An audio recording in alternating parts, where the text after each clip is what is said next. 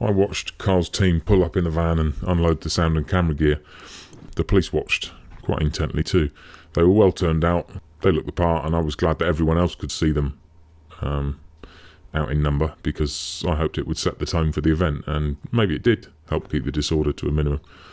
Carl had a bit of trouble finding or choosing a spot to set up on, so that probably took 20 minutes or so, and in that time Colonel Redscarf made his move and began to rally his troops, ready to show these far-right buggers that one of the least multicultural cities in England was not about to tolerate intolerance of multiculturalism.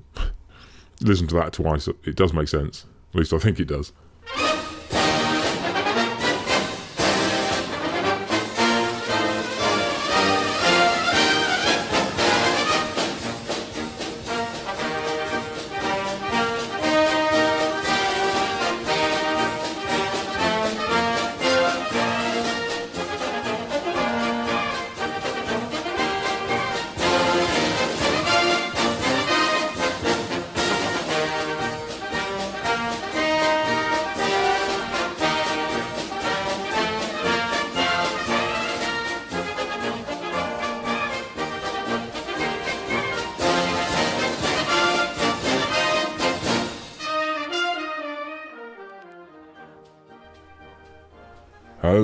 Okay, Mr. T, I'll turn it off now.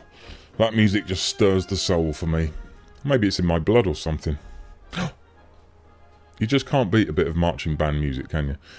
And it eerily fits the scene here too, accompanying footage of an army of people who can't wait to see this little island sunk into the sea as soon as possible.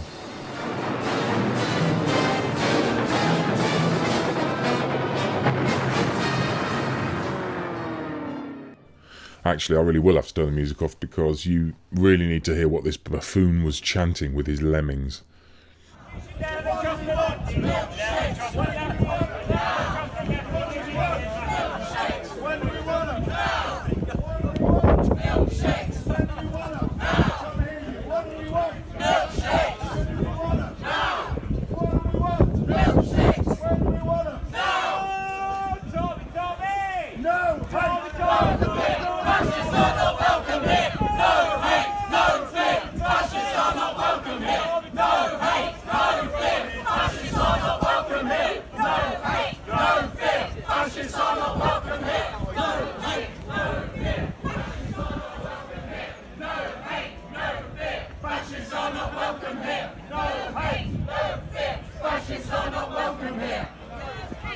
These people are okay with left-wing racism. They called Sergeant Javid and Uncle Tom. They claim to care about minorities and minority rights, but when a person of colour thinks the wrong way, then they betray them and call them a horrible slur. It's the truth. It's the truth.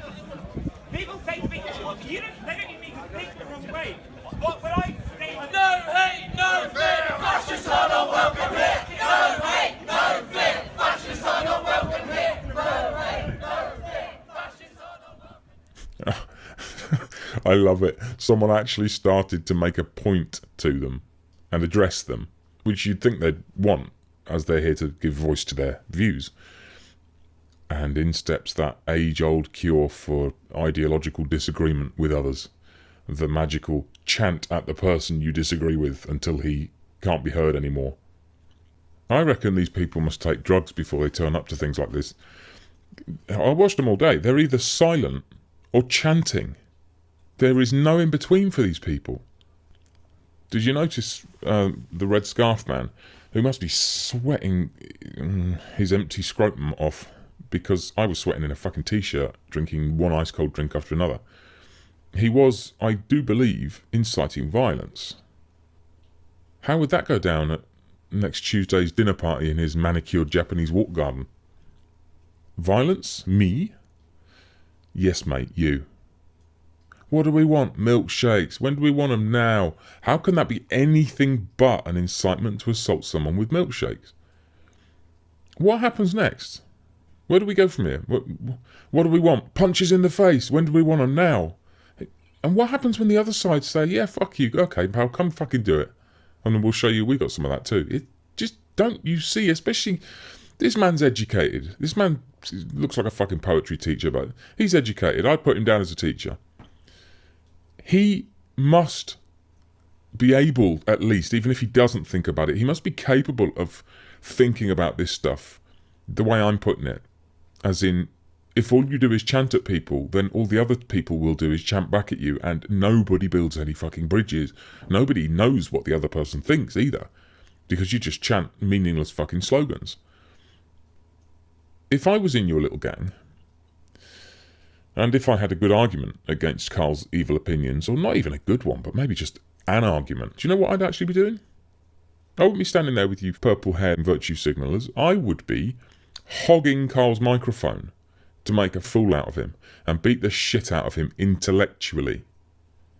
If I couldn't do that, then I'd probably man up and accept the fact that he may just have opinions which are valid, and I'd have to concede that they need to be listened to and discussed and thought about. The rational thing to do when you can't argue against someone's opinion, but you don't like their opinion, you should be in conflict, and you have to surely want to rectify that conflict, to put yourself at a bit of mental ease and think, right, well then I must just be fucking not thinking this through well enough. I must be able to come up with an argument for this, so I need to give it some real thought.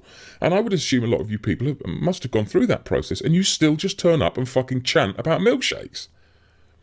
So the only conclusion I can draw is you can't argue with people like Carl, because there isn't an argument against what people like Carl are saying. Not one that will hold up to an even, fair, verbal fight. And that's why you won't do it. And I got a clip of you from a few hours later, which is quite relevant right now, so I'll just snip it in. Don't get drawn into a discussion with him. Don't get drawn into a debate. You make it sound like they're trying to lure you into some fucking bear trap. And this is the funny thing. It is, isn't it? It is for you. It is the trap of all traps. It's the monolithic danger to you. Discussion. Don't let him draw you into that deadly discussion stuff. Keep shouting. Don't start talking, because if you start talking, your ears will open and you'll start hearing what he's saying, and then we know where that'll lead. You might change your fucking opinions. No hate, no fear, fascists are not welcome here. Look at those faces. What a distinctly monocultural protest by such fervent advocates of diversity. There are only two examples of diversity in Exeter right now. One is Carl's supporters, and I know how much that pisses these people off, and the other is that woman with purple hair, which isn't even really considered diverse anymore, since, well, all you have to be in order to qualify for red or purple hair is a white woman who hates white men. And there's no shortage of those around. This is the whitest anti-white supremacy demonstration I think I've ever seen. Celebrating our diverse communities, their little banner says. This is so ridiculous. I can't believe they actually hold that sign up for people to read. You are not a diverse group. You are not from a diverse community. And you do not want any diversity except diversity of colour, because you're so secure in your whiter than white, wonderfully affluent and idyllic corner of the country that you can't see any problems in anything. Because life's just fucking hunky-dory down here. Maybe because it's not multicultural enough. For fuck's sake, if you really meant what you say, if you really want to celebrate diversity, why haven't you moved to, well, just about anywhere else in England? If you love diversity and want to celebrate it, fuck off to Birmingham or Leicester or a million other places where you can have more diversity than you've ever seen, even on your 50-inch TVs. How many grooming gangs are there in Exeter? How many Islamic fundamentalists are there in Exeter? How many schools have Muslim gangs bullying non-Muslims? How many 9/11 celebrations do you see every September? How many areas of Exeter are practising Sharia law on the streets? How many mosques have you got? How many terrorist attacks have you had? I could go on and fucking on. You have zero multiculturalism compared to most of the rest of the country, so shut the fuck up, or put your fucking money where your mouth is and go live the magical experience that you love to virtue signal about. You middle-class privileged hypocrites. Oh, and you, purple haze mouth-a-minute gobshite. Go and walk around Bury Park in Luton with your ultra-visible hair exposed to the world and see how much they want to celebrate diversity. If you make it out alive, you'll be back to Exeter in a fucking heartbeat, I can promise you. And you might even just stop screaming about immigration, bring more immigrants, as you were doing all day. Because you will then have actually been fucking near it.